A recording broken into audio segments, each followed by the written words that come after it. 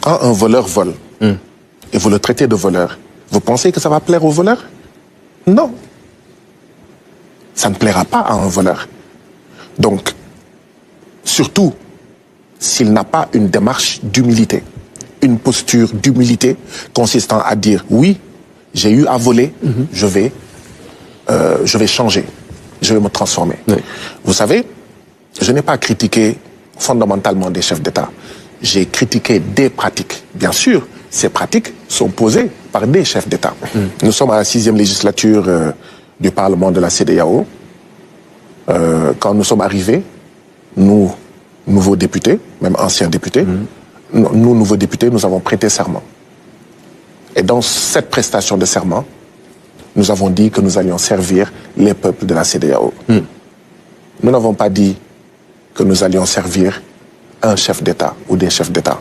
Nous n'avons pas dit que nous allions servir un État. Nous sommes les députés de la CEDEAO.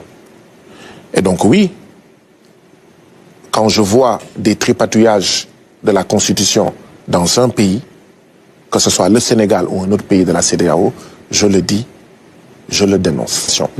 Est-ce que l'objectif de cette médiation confiée au président Bassirou Diomaye Diakhar Faye, c'est de ramener dans la CEDEAO le Burkina, le Niger et le Mali? C'est l'idéal, c'est ce qui est voulu. C'est pour ça que je dis je ne sais pas. Mais si c'est cela, je ne crois pas à court terme, à moyen terme, au moins, je ne crois pas que cela soit possible. Parce que malheureusement, cette CEDEAO-là a créé ces dissensions, a créé sa scission.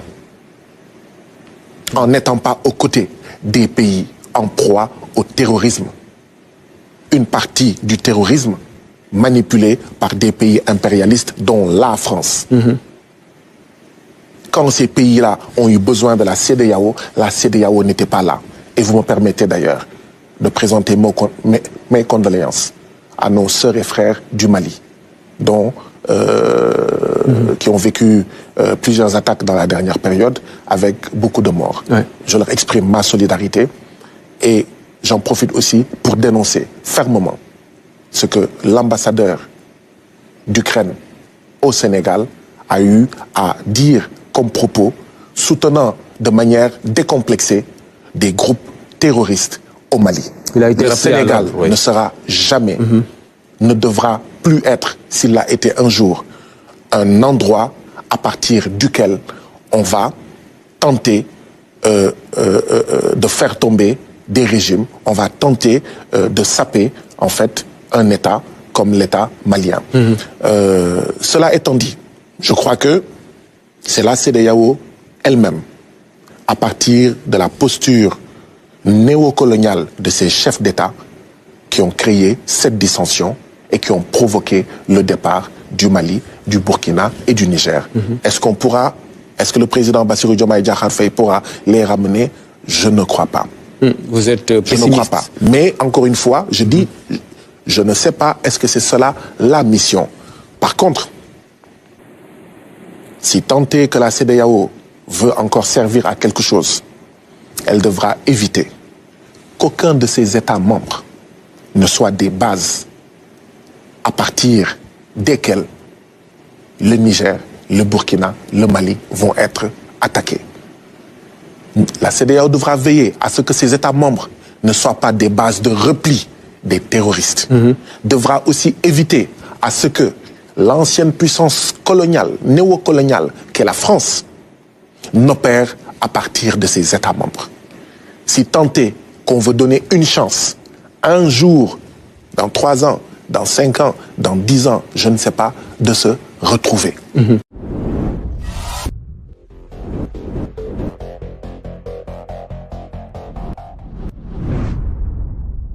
Alors, vos reproches faits à la CEDEAO, on l'entend d'ici, au niveau du Parlement de cette communauté, à Abuja. Vous avez été très critique à l'endroit des chefs d'État, ou de certains chefs d'État. D'ailleurs, vous le disiez tout à l'heure, ça n'a pas été apprécié par certains de vos collègues. C'est dire que c'est un peu gênant, c'est une posture qui ne s'y est pas, non? Quand un voleur vole, et vous le traitez de voleur, Vous pensez que ça va plaire aux voleurs? Non. Ça ne plaira pas à un voleur. Donc, surtout, s'il n'a pas une démarche d'humilité, une posture d'humilité consistant à dire oui, j'ai eu à voler, je vais changer, je vais me transformer. Oui. Vous savez, je n'ai pas critiqué fondamentalement des chefs d'État. J'ai critiqué des pratiques. Bien sûr, ces pratiques sont posées par des chefs d'État. Mais c'est un discours qui gêne. Aujourd'hui, vous êtes un député CEDEAO représentant le Sénégal, oui, mais votre coalition au pouvoir aujourd'hui. Lorsque vous avez certains propos à l'endroit de certains chefs d'État, forcément, au plan diplomatique, ça peut être interprété, ça peut gêner. Nous sommes à la 6e législature du Parlement de la CEDEAO. Quand nous sommes arrivés, nous, nouveaux députés, même anciens députés, nous, nouveaux députés, nous avons prêté serment. Et dans cette prestation de serment, nous avons dit que nous allions servir les peuples de la CEDEAO. Nous n'avons pas dit que nous allions servir un chef d'État ou des chefs d'État. Nous n'avons pas dit que nous allions servir un État. Nous sommes les députés de la CEDEAO. Et donc oui, quand je vois des tripatouillages de la Constitution dans un pays, que ce soit le Sénégal ou un autre pays de la CEDEAO, je le dis, je le dénonce. Quand je vois des traitements inhumains et dégradants, des militants arrêtés, disparaissant mystérieusement, oui, dans un pays, je les dénonce. Vous ne pensez pas aux relations diplomatiques entre le Sénégal et ces pays-là? Je pense aux relations entre les peuples. Pour des questions domestiques, parce que c'est de cela qu'il s'agit, c'est des questions qui les concernent peut-être. Non, il y a deux postures. Il y a ce qui se passait avant et il y a la direction vers laquelle nous devons aller. Qu'est-ce qui se passait avant? C'est ma lecture. Oui. Vous, députés du Sénégal, vous ne dites rien sur nos pays. Et nous ne dirons rien sur votre pays. Est-ce que c'est comme ça qu'on arrivera à édifier une CEDEAO des peuples? Je ne crois pas. Il faut que les gens, notamment les députés des peuples de la CEDEAO, aient le courage de dire telle chose n'est pas bonne, il faut arrêter ces histoires de troisième mandat, il faut arrêter ces tripatouillages constitutionnels, il faut arrêter ces pratiques de présidents qui veulent s'éterniser au pouvoir, qui tuent leur peuple. Donc vous ne comptez pas arrêter, vous allez poursuivre cette dynamique au Parlement de la CEDEAO? Pourquoi je vais arrêter? Moi j'aurais compris comme disent, ce que vous dénoncez n'est pas vrai. Ce que vous critiquez n'est pas vrai. Ce sur quoi vous attirez l'attention. Et vous ne mesurez pas les conséquences non plus, parce qu'il y a eu des répliques et des attaques assez salées, hein, des collègues qui vous ont carrément attaqué là. Si, je mesure les conséquences. Oui. Vous savez c'est quoi les conséquences? Oui. Aujourd'hui en Afrique de l'Ouest, il y a 40 millions de personnes menacées de famine. Ces conséquences-là m'importent plus que les relations diplomatiques, que les vétilles de certains de mes collègues. 40 millions d'Africains de l'Ouest menacés de faim, dont 16 millions d'enfants de moins de 5 ans. Cela m'importe plus que les djefours de certains de mes collègues et les djefours de certains chefs d'État. On va revenir sur la mission que vous avez à faire au Parlement de la CEDEAO, mais sur votre discours anti-français, connu de tous, aujourd'hui, le constat est clair, la France ne dégage pas, le CFA est toujours là, de même que les bases militaires françaises. Il n'y a que vous, ainsi que d'autres, qui connaissez mon discours anti-français. Moi, j'ai un discours anti-impérialiste. Anti-français et anti-impérialiste. Particulièrement. Anti-français et anti-impérialiste, ce n'est pas la même chose. Anti-français, ça veut dire que je suis contre la France. Anti-impérialiste, ça veut dire que je suis contre l'impérialisme. Et parmi ces impérialistes-là, il y a l'impérialisme français. Ouais. Dire qu'il ne devrait pas y avoir un seul soldat français sur le territoire sénégalais, et c'est ma position, ce n'est pas être anti-français. Considérez-vous que c'est être anti-français? Non. Non. Est-ce que les Français, l'État français est anti-sénégalais en n'acceptant pas un soldat militaire sénégalais en France? Non. Je suis sûr que vous ne diriez pas que l'État français... C'est quoi alors? C'est un discours anti-impérialiste. Ouais. Et la France est l'ancien pays colonialiste, non? Écoutez, en 2014, c'est la France. En 2014, j'ai coordonné une coalition qui s'appelait Non pour les accords de partenariat économique avec l'Union européenne. Donc je suis anti-Union européenne. C'était pas la France. Mais particulièrement, nous, on a affaire à la France. Oui, voilà. Mais je suis en train de faire de la déconstruction. D'accord. Pour dire, que vous n'êtes pas contre la France. Attention à ne pas utiliser les mots qu'utilise la puissance impérialiste française pour attaquer, dénigrer, étiqueter ceux qui sont pour la souveraineté. Parce que c'est la France qui utilise anti-français. Ce sont les États-Unis qui utilisaient anti-américains contre les Viet Cong qui se battaient pour l'indépendance. Mais c'est parce qu'ils se sentent visés dans ce combat-là que vous menez. Oui, mais moi je serais journaliste. Moi je serais journaliste, je ne dirais pas anti-français. Bon, disons. Parce que c'est le discours. Parce que c'est un parti pris. En disant anti-français, c'est un parti pris. Or moi, je ne me suis jamais défini comme anti-français. Je le serai, je l'assumerai publiquement. Je suis anti-impérialiste. Bon, d'accord. Maintenant, oui, vous avez raison sur une chose. Il y a plusieurs impérialistes qui sont au Sénégal.